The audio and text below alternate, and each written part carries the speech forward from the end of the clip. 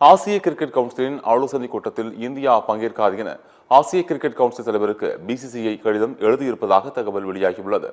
நடப்பாண்டுக்கான ஆசிய கோப்பை கிரிக்கெட் தொடர் இந்தியாவில் நடத்த முடிவு செய்யப்பட்டுள்ளது. இந்நிலையில் போட்டி தொடர்பாக விவாதிக்க வருகின்ற 24ஆம் தேதி வங்கதேச தலைநகர் டாக்காவில் ஆசிய கிரிக்கெட் கவுன்சிலின் ஆலோசனைக் கூட்டம் நடைபெறவுள்ளது. வங்கதேசத்தில் நிலவி வரும் அசாதாரண அரசியல் சூழ்நிலை காரணமாக இந்த ஆலோசனைக் கூட்டத்தை இந்தியா புறக்கணிக்க உள்ளதாக தகவல் வெளியாகியுள்ளது. இது தொடர்பாக ஆசிய கிரிக்கெட் கவுன்சில் தலைவரும் பாகிஸ்தான் கிரிக்கெட் வாரிய தலைவருமான மொஹ்சின் நக்விக்கு பிசிசிஐ கடிதம் எழுதியிருப்பதாக கூறப்படுகிறது.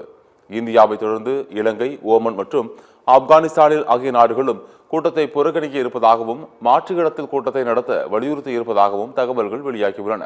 இதற்கு மொஹ்சின் நக்வி மறுப்பு தெரிவித்து அழுத்தம் கொடுத்து வருவதாக கூறப்படும் நிலையில் ஆசிய கிரிக்கெட் போட்டிகளில் இருந்து இந்தியா விலக முடிவு செய்திருப்பதாக தகவல் வெளியாகியுள்ளது.